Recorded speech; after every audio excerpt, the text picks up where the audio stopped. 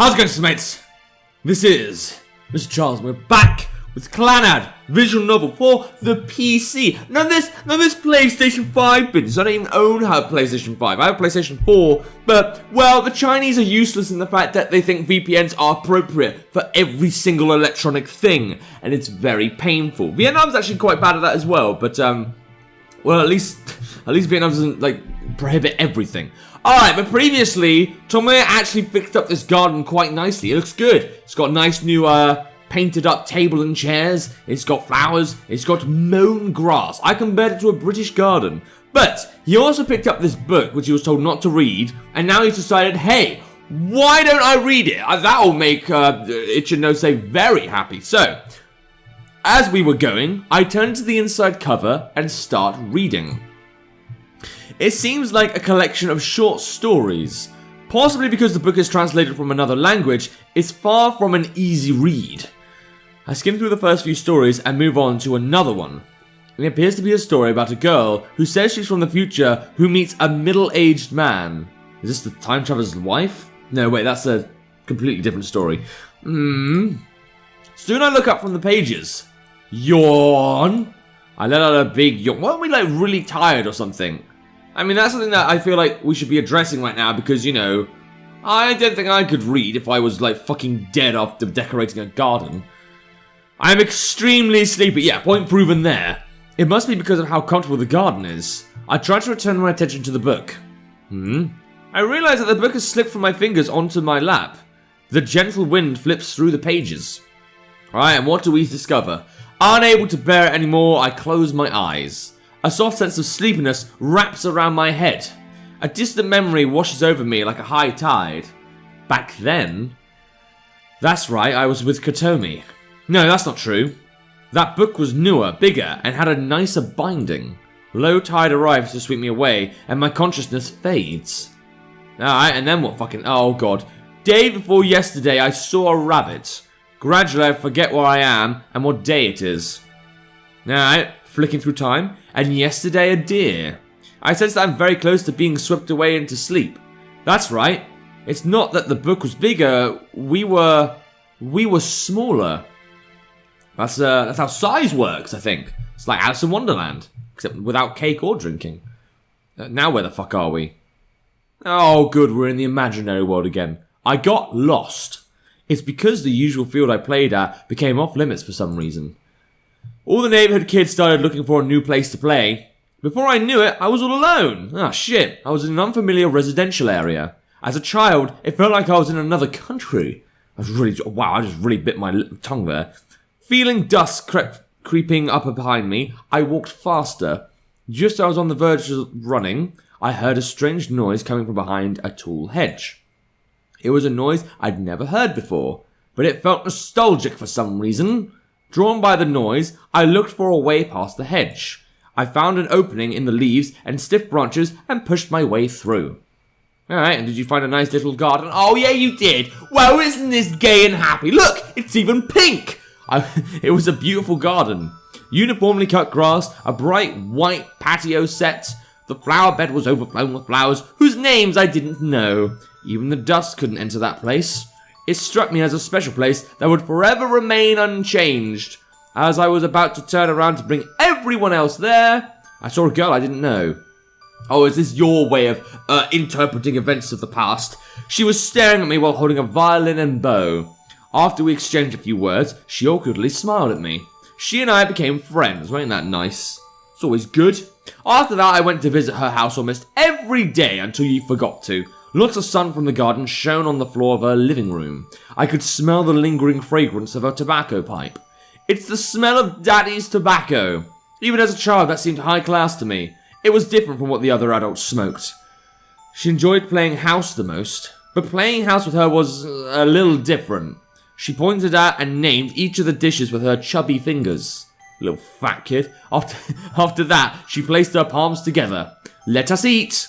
Let's eat. Please help yourself. She made a big deal out of it and stared at me. Say ah! She picked up the food with some disposable chopsticks and held it out in front of me. And when I didn't put it in my mouth, she looked like she was about to cry. That's always nice. I can't eat this. The feast was made out of clay. Oh, no fair. You have to eat it too, Kotomi-chan. Here's your half, Kotomi-chan. I put a lot of the clay cooking into her paper plate. Yes, this is my half. Half to eat with Tomoya-kun. She gave a big smile. Always nice, eating fucking clay. In the end, I never told my other friends about that garden. I didn't even know you had other friends. Well, except Sunohara, but you don't even count him, do you? I never really liked playing in large groups anyway. I wanted to keep this secret all to myself. Alright, always nice. Back to the garden, that's pink now apparently. When it was nice out, we'd play in the garden. We'd run around barefoot on the lawn and play tag or hide and seek. But there was too few people for tag, and she'd always be on the verge of tears if I found a great hiding spot. That poor girl. There were many different kinds of flowers blooming in the small flower bed. She knew the names of all of them. This is a California poppy, this is a begonia, and this is a pansy. And this one is... Chrysanthemum pallidosum. See, I kind of know that name. It's also called a North Pole.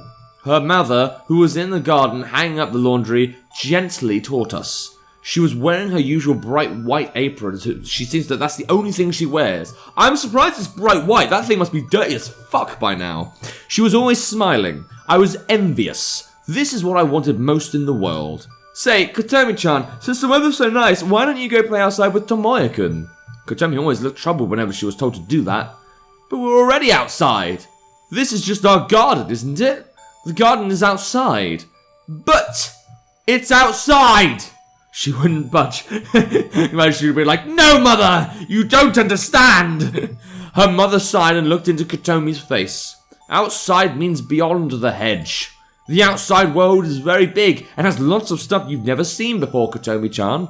It's scary, so I don't want to. It's not scary at all. I said that as someone who came from outside. That's right. Tomoya-kun is a really good boy. Kotomi-chan is a bad girl. I'm not a bad girl. I want to go outside, but I'll do it next time. After she said that, her mother burst out laughing. I didn't understand what was so funny. Well, let's have snack time. She brought us a freshly baked sponge cake and some mysterious tea that smelled like flowers. Was it jasmine tea? I'm assuming it was jasmine tea. My mommy made this. It's very good. Well, you better not hate her for it or whatever. Let us eat. Let's eat. After repeating after her, I picked us a slice in the middle. Tomoya-kun, the ones on the end taste best. She said that with more confidence than when she recited the flower names. Alright, well, if you know how your mum fucking cooks, then there you go. On cold days, we read together. I'm sure you read a lot of university-related books there. I knew right away that she was different from the other kids. She easily read books with difficult words and kanji characters. It's hard to write, but reading is easy. Her smile was tinged with pride when she said that. Her favourite book was this brand new, really nice looking book with a brown leather cover. The one that you're literally molesting with your fingers right now. She said her father brought it for her when she entered elementary school. I found it boring because it was too difficult to read. It's not interesting. Noticing that I wasn't having any fun, she asked me that while tilting her head to one side. I don't get it. It's the same for me. But Daddy told me to read lots of books. This is too hard. He said that it doesn't matter if I don't understand it yet. He said that I'll understand one day. He said it's because there's lots of stuff I still have to learn. Is this where we find out that it's actually the fucking Bible or some shit? Because, I don't know where this God stuff is coming from.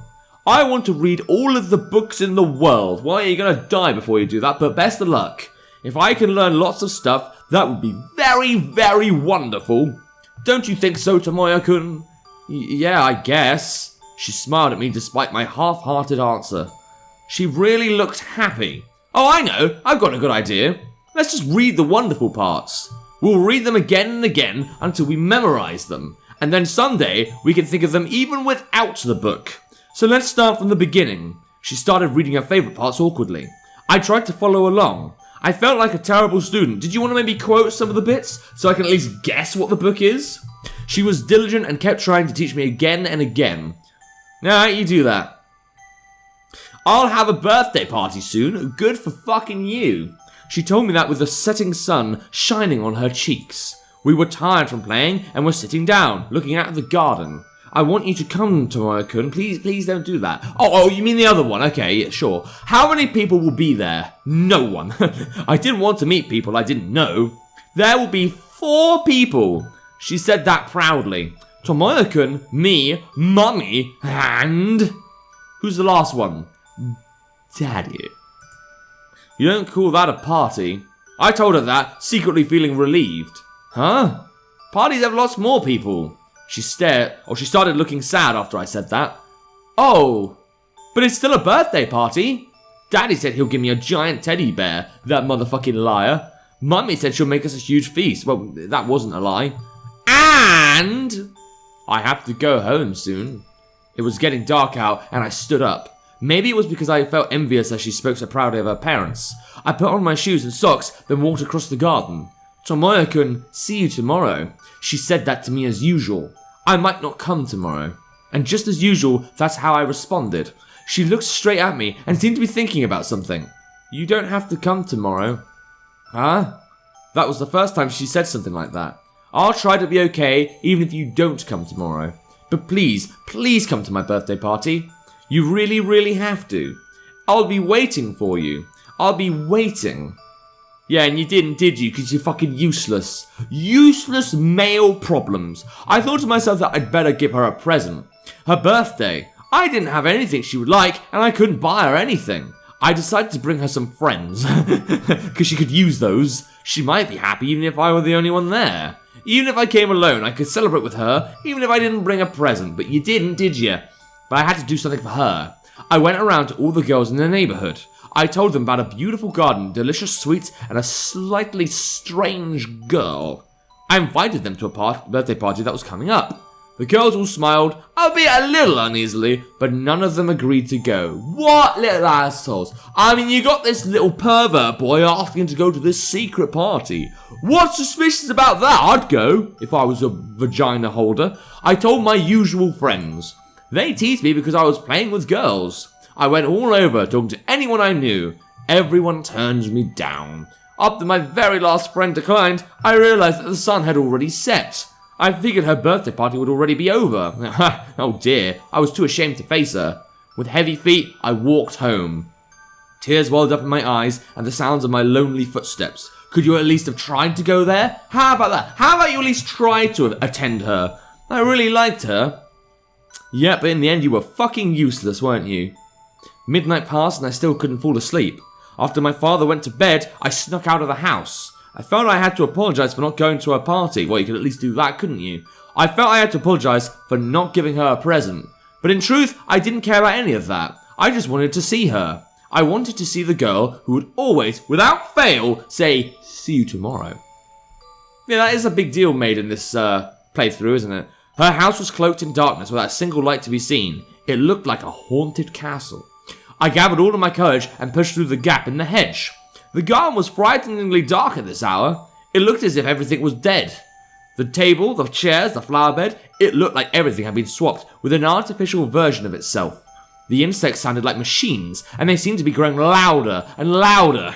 Kotomi-chan! I whispered her name in the darkness.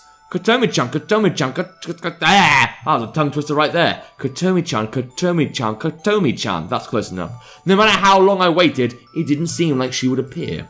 The glass door was open just a crack. Feeling drawn to it, I slid it open and went into the living room. It was even darker in there than in the garden. The air was stagnant and cold, as if the house had been abandoned for a long time. I walked quietly and moved deeper. The guilt of doing something bad and an indescribable worry was blending into me. Had decades passed in the short time I hadn't been here? Was this all a dream? Will I never see her again? And then I smelled something burning. The letters, right? I heard the sounds of sobbing. She was crying! I ran upstairs. Almost tripping over the steep stairs, I ran upward. I crashed through the door at the end of the hallway. There she was, sitting on the floor, crying. What appeared to be a book was burning in front of her. The orange flames danced as if they were alive. I tried to put out the fire. I ran to the kitchen, filled a cup with water, and went up and down the stairs repeatedly, and that probably explains, by some miracle, how the house didn't burn down. Despite my efforts, the flames would not subside. They soon spread to the carpet. I clenched my teeth and dosed the fire with water several times. Just as I began to think all was lost, a crowd of unfamiliar adults came into the room. They used their clothes to extinguish the fire. She was crying the whole time. She covered her face with her tiny palms and sat there crying. It was like she had forgotten how to do anything but cry. In an attempt to protect her, I stood between her and the adults. I expected them to yell at her for playing with fire. The adults tried to gather the charred pieces of paper. Then they bent down and softly spoke to her. This wasn't it. You don't need to cry. This was something for you. But she didn't stop crying. They all looked really sad. There was no way for me to know what happened. But I knew one thing. The smell of the tobacco pipe, the bright white apron, the beautiful garden, the mysterious girl, all of that was gone. Oh no, not back to the pink outside. I never went back to that house. I went back to playing with the neighborhood boys as if nothing had happened. Neither that garden nor that girl ever crossed my mind again. And soon I forgot all about her. Why did I forget about her? Why did I forget? I don't know. Why are you useless? That's the real question here. Why don't you actually have a brain? Because it's used for storing stuff.